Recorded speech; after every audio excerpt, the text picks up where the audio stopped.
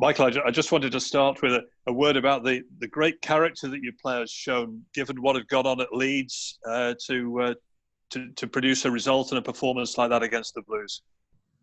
Yeah, I think I didn't worry about that really, to be honest. I think that as a professional player, you never like to be beaten 5-0. Certainly as a manager, you don't like it either. But I never felt that we wouldn't get that response, to be honest. They reacted well after Wigan when, if anything, it was a poor performance. I felt for a lot of Leeds, the performance was of a good standard, but unfortunately, we couldn't deal with their quality at times and their speed of play. But the reaction yesterday was very good. I thought the performance in the first half was excellent, in particular, and deserved to win the game. Was the one aspect of the team's performance that gave you real great satisfaction in terms of how you saw the job out? Yeah, I think two things in that. I think first half we played with really good intensity, created a number of chances. I think had we been 3 or 4 ahead, it wouldn't have been. It would have been a truer reflection, possibly, of the chances we created. Second half, I think you're always going to get a little bit of a response from the opposition. They changed their shape, and they have nothing to lose at that point in time. So they gamble a little bit more. They leave players up the pitch, and sometimes you have to defend in that situation. I thought we did that very well. We were also, having played Thursday, we obviously had less recovery time than the opposition, and so I think that we did very well. And second half, to be honest, if we'd have taken care of the ball a little bit better, we possibly should have scored again. But we didn't concede very few chances, and created a number of opportunities ourselves. I've just been looking back at a couple of the stats, and I think 2 years ago, Bolton stayed up with 43 points, and then last season, Millwall stayed up with 44 points. So what does it say about the tightness of the battle to stay in this championship this season? I think it's just the nature of the league. We essentially have 8 teams from ourselves down in a relegation battle, and probably, other than maybe 2 or 3 teams, the rest of the teams still believe they've got the playoffs to play for as well as automatic. So there's not a lot in the division where you could say there isn't something for them to play for, and that's the nature of the league. I think that particularly post-COVID, there's been some erratic results and erratic performances, not just from us but from all teams. And so yeah, look, I think there'll be more twists and turns in terms of what happens over the next 3 games. But we've got to 49 points, and we just got pushed through that 50-point barrier. So how do you go into the Bristol City game then thinking what? Thinking that it's an opportunity to win a game. Same way as we went to Leeds, to be honest. We knew it would be difficult. We go to Bristol City the same way. Obviously, there's a change in manager there, and had a good result of the weekend away at Middlesbrough. So tough game. But, as I say, I think, the team's playing well. We've got belief. We've had to play under pretty much a lot of anxiety, a lot of pressure since, the moment I come in. Every game has, all the points have always been significant, and that hasn't changed. So, look, I think we're possibly a little bit more, having that little cushion helps us, but equally we'll have to play every bit as well as we did on Sunday and more to win at Bristol. Thank you, Michael. That does it from me. Thank you. Thanks, Ian. Ange, do you want to go next, please? Yeah, happy to. Michael, thanks for joining us. The players seem to be very focused, very driven and concentrated very well for the whole of the 90 minutes yesterday, which is something that we haven't really done. We've been far from consistent, particularly away from home. And as you know, fans get frustrated. It's probably a good job that they weren't in the stadium on some of the matches, but you can get frustrated with such a big swing in players' efforts and attitude. Obviously, you want to improve on that, but with the games coming thick and fast, how difficult is it to get players up when you mentally had to work on them after the Leeds game? How hard is it to get them up with these matches being as fast as they are? It's not difficult to get them up, and I think that, the only time really I can look at the team and I was disappointed with not necessarily our attitude, but the intensity of our play, which is down to our attitude in the game against Wigan, where we allowed ourselves to be outrun by the opposition. But in any other games that we've lost, I wouldn't question their attitude. I don't think we can, when we lose a game, we can necessarily attribute that to attitude at times. The players have attitude, to me, since I came through the door, have responded extremely well. There's games you lose, and that's the nature of this league and where we are as a team and the type of team that we are at this minute in time. We're going to lose games, which is in line with so many of the other teams in this division. So look, the turnaround time is challenging. You're coming in, you're basically, today they've done virtually nothing, they've recovered, they'll do very little tomorrow, and then they have to play again and we have to travel. So it is very, very demanding. I don't think the squad, maybe in terms of experienced players, is as strong as maybe people think. We have a lot of younger players on the periphery of things as well, and these are very, very important games to introduce young players in as well. So we have to be mindful of that. But no problem with the players in terms of, how they'll apply themselves in the game. But we're playing against a team that will come with, a strong challenge. Who are playing at home. And it's not easy to win games at this level away from home. I think that's particularly, where we are at this minute in time as a challenge. But we just have to make sure, as I say, going forward, that if we can't win the game away from home, that, we're difficult to beat and we take something from the game. A lot of fans won't understand how important recovery time is, and I'm assuming that's why you've tried to get the game against Bristol a little bit earlier than the original kickoff. Yeah, we did. We tried.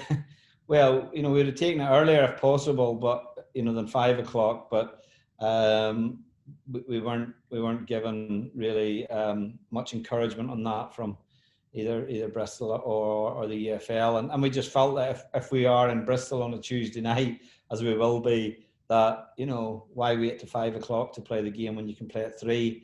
Middlesbrough played at Millwall last week at 3 o'clock in the afternoon, which accommodated them to be able in their travel. So these are all factors that we have to take into consideration.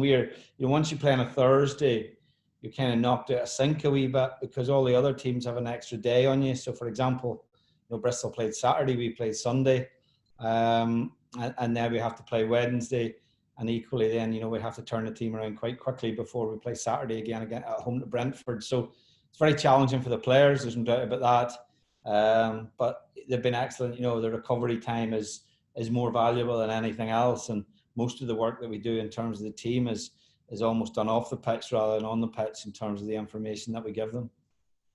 How are we looking injury-wise after the game yesterday? Well, with 1 or 2 bumps, as you would expect. It was quite a physical game. I felt, particularly in the first half, Birmingham tried to make the game physical. I was pleased how we stood up to that.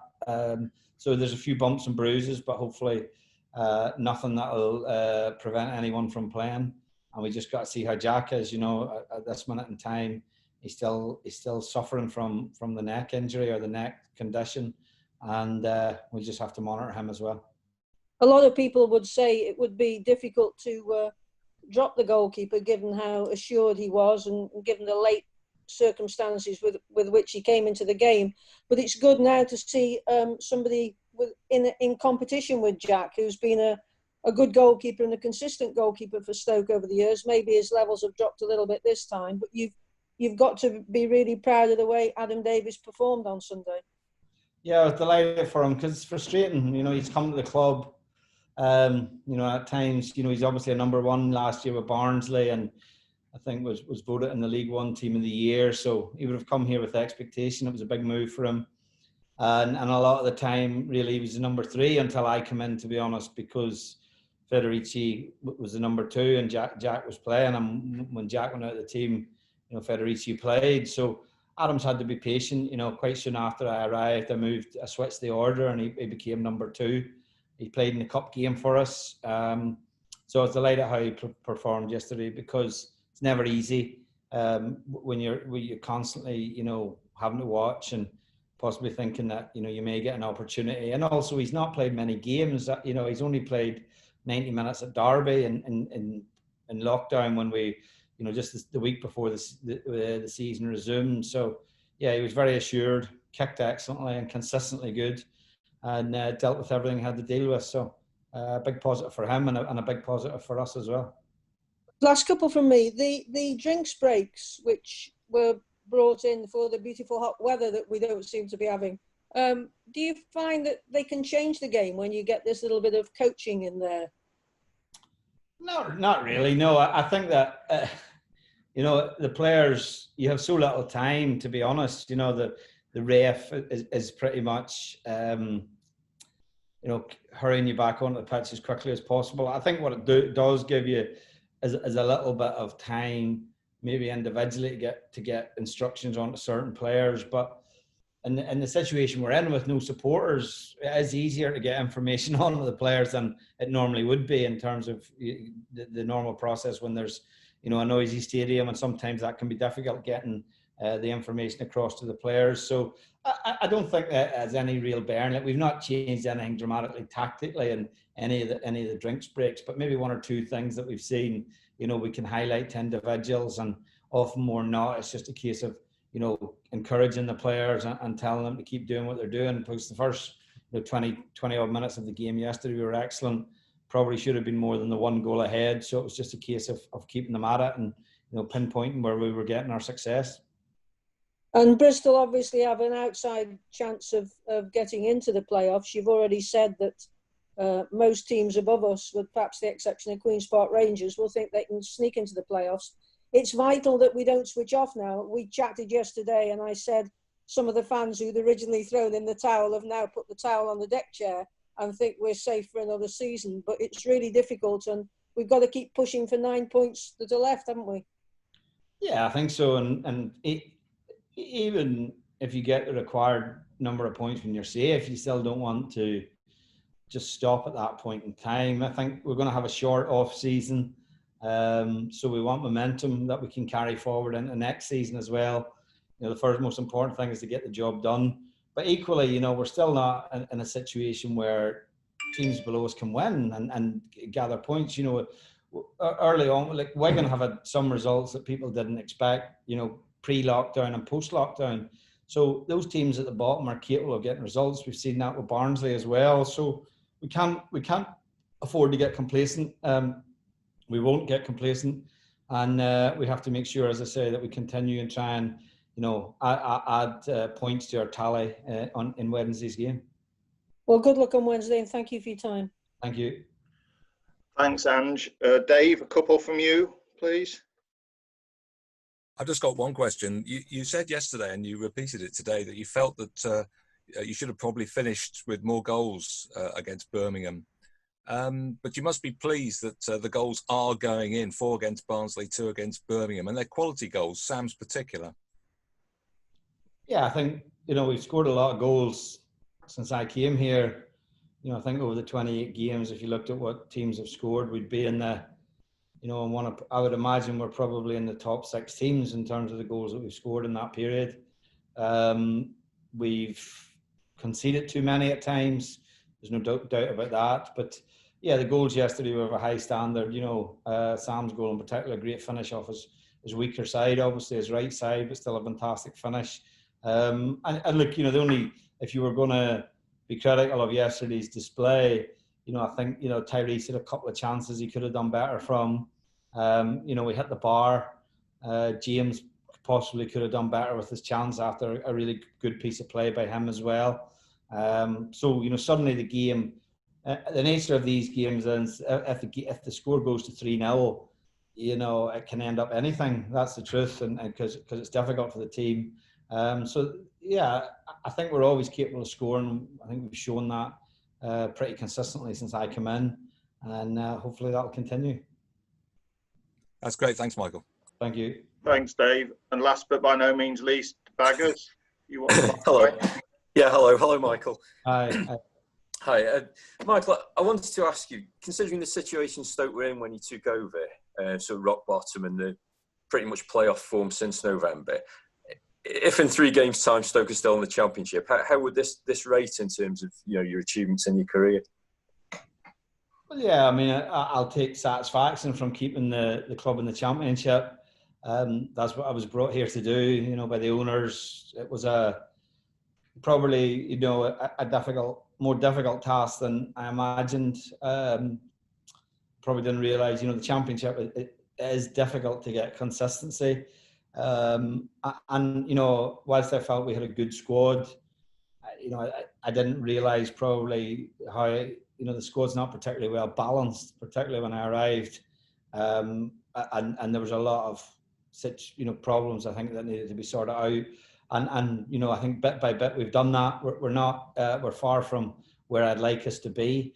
But I think we've made progress. There's no doubt about that. We've taken steps in the right direction. But we have to continue with that. And what we have to make sure is that, whatever way we finish, that we carry the momentum forward into next season and make sure that we're not, we don't start the season as we did last season. And in terms of that, and I know you haven't finished this season yet, but in terms of preparing for next season, how difficult will that be with the sort of shorter off season we're expecting now? Yeah, it'll be difficult because, we have, I think, 7 players returning from loan who are out at loan at other clubs. So that increases our numbers to a number which is a little bit unmanageable. So we'll have to sift through that situation as well and see what the future holds for those players as well. And equally, there's areas of the team and the squad that we'd like to improve. And that will be dependent on the financial situation, what's available, what's not available, the rules that govern the Championship in terms of financial fair play or salary cap or whatever that may be. So there's a lot of things in there that aren't necessarily in the club's control. So we'll have to cut our cloth and we'll have to manage through those situations. But what we have to do is as I say, take the progress that we've made this season and take it forward into next season, strengthen the squad in the right areas, and as I say, make sure that we're not in the situation we found ourselves for most of this season.